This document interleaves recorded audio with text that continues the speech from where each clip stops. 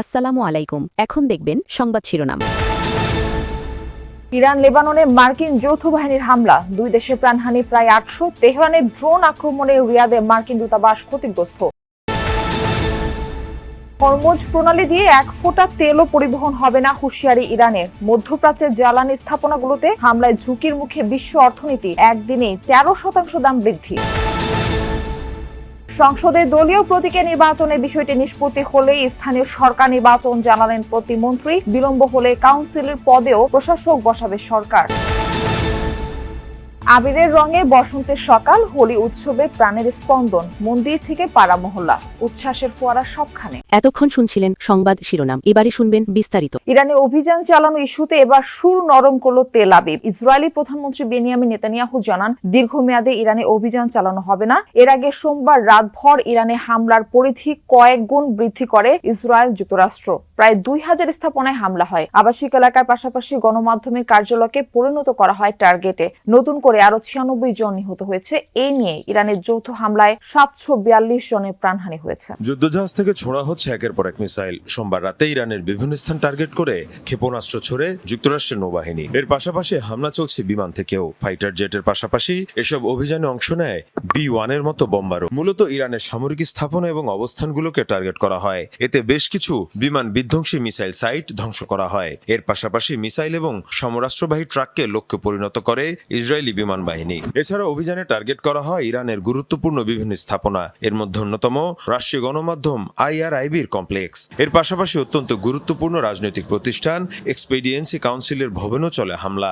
এছাড়াও কারাজ এবং কোম শহরেও ইসরায়েল এবং যুক্তরাষ্ট্রের যৌথ তাণ্ডব চলে। সব মিলিয়ে নতুন করে প্রায় ২,০০০ স্থাপনায় হামলা করা হয়। এ অবস্থায় হঠাৎই ইরান অভিযান ইস্যুতে সুর নরম করছেন ইসরায়েলি প্রধানমন্ত্রী বেনিয়ামিন নেতানিয়াহু। দীর্ঘমেয়াদে ইরানে অভিযান পরিচালনা করা হবে না বলে জানান তিনি। এর পাশাপাশি ইরানের সরকার পরিবর্তনের বিষয়টি দেশটির জনগণের উপর নির্ভর করছে বলেও জানান।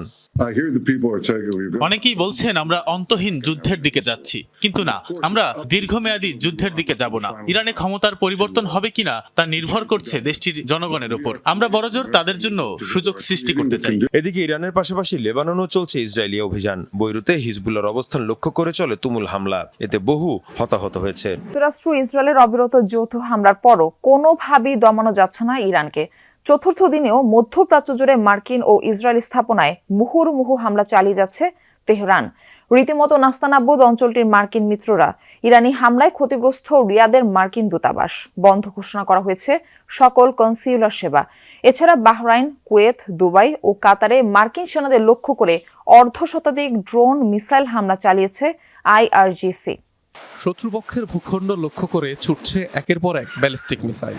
অপারেশন ফতেহ খাইবারের চতুর্থ দিনে ইসরায়েল ও মধ্যপ্রাচ্যের মার্কিন ঘাঁটি লক্ষ্য করে কদর ও এমাদের মতো লিকুইড ফুয়েল প্রণালী থেকে বের হতে দেবে না ইরান।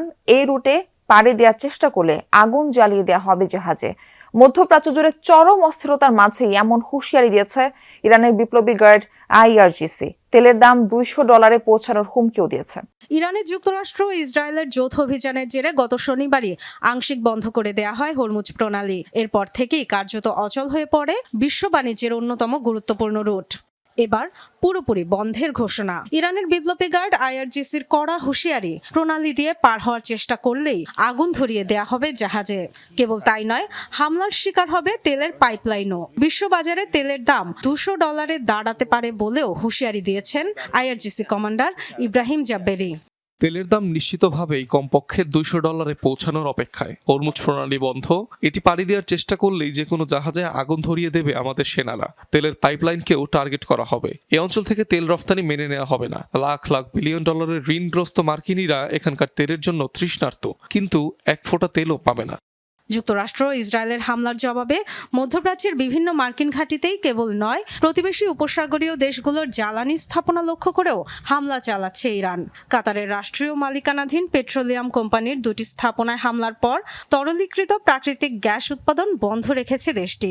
ইরানের হামলার জেরে সবচেয়ে বড় তেল শোধনাগার বন্ধ করে দিয়েছে সৌদি আরবের রাষ্ট্রায়ত্ত তেল কোম্পানি আরামকো। ইরানের হুঁশিয়ারির জবাবে মার্কিন সেন্ট্রাল কমান্ডের এক বিবৃতিতে বলা হয়, হরমুজ প্রণালীতে জাহাজের সুরক্ষা কাজ করে যাবে তারা। ঢেউ এবার ছড়িয়ে পড়ছে বিশ্বজুড়ে, যার প্রভাব পড়তে চলেছে ধনী দেশের বিলাসবহুল ডাইনিং টেবিল থেকে শুরু করে নিম্ন আয়ের মানুষের রান্নাঘর পর্যন্ত। মধ্যপ্রাচ্যের কৌশলগত তেল ও গ্যাস স্থাপনাগুলোকে টার্গেট করে হামলার জেরে থমকে গেছে একাধিক শোধনাগার ও গ্যাস ক্ষেত্রের কার্যক্রম। এর তাৎক্ষণিক প্রভাবে আন্তর্জাতিক বাজারে একদিনই তেলের দাম লাফিয়ে বেড়েছে 13%।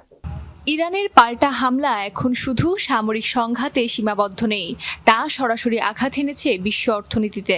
মধ্যপ্রাচ্যের জ্বালানি অবকাঠামোতে ধারাবাহিক ড্রোন হামলার পর একে একে বন্ধ হয়ে যাচ্ছে তেল শোধনাগার আর গ্যাস ক্ষেত্রগুলো।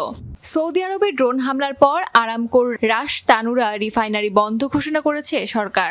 প্রতিদিন 5.5 লাখ ব্যারেল উৎপাদন ক্ষমতার এই স্থাপনাটি দেশটির জ্বালানি সরবরাহের মূল কেন্দ্র। একইভাবে সামরিকভাবে এলএনজি উৎপাদন বন্ধ করেছে কাতারও। রাষ্ট্রীয় প্রতিষ্ঠান কাতার এনার্জির স্থাপনায় হামলার পর নেওয়া হয় এই সিদ্ধান্ত। বিশ্বের মোট এলএনজি সরবরাহের প্রায় 20% আসে কাতার থেকে।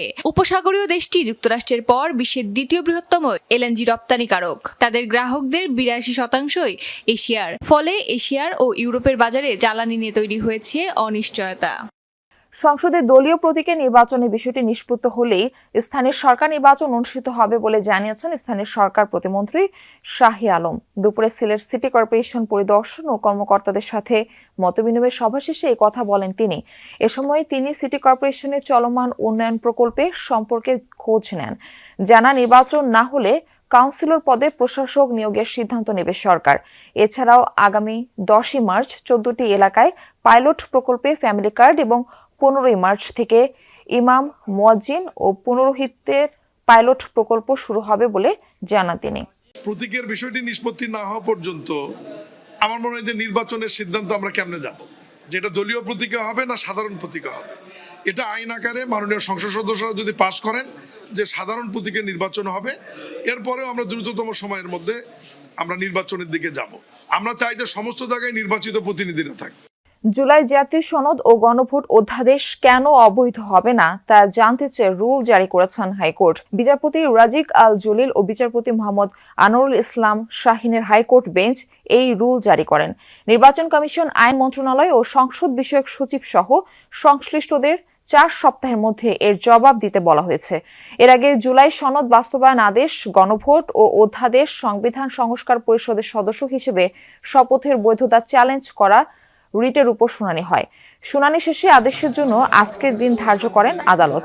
এ নিয়ে সুপ্রিম কোর্টের আইনজীবী চৌধুরী রেদওয়ান ই খোদা রনি ও অ্যাডভোকেট গাজী মোহাম্মদ মাহবুব আলম আলাদা 2টি রিট করেন। এতে জুলাই সনদ বাস্তবায়নে আদেশ বাতিল চাওয়া হয়। এছাড়া সংবিধান সংস্কার পরিষদের সদস্য হিসেবে শপথ অবৈধ ঘোষণার নির্দেশনা চাওয়া হয়। রিটের পক্ষে আইনজীবীরা আদালতে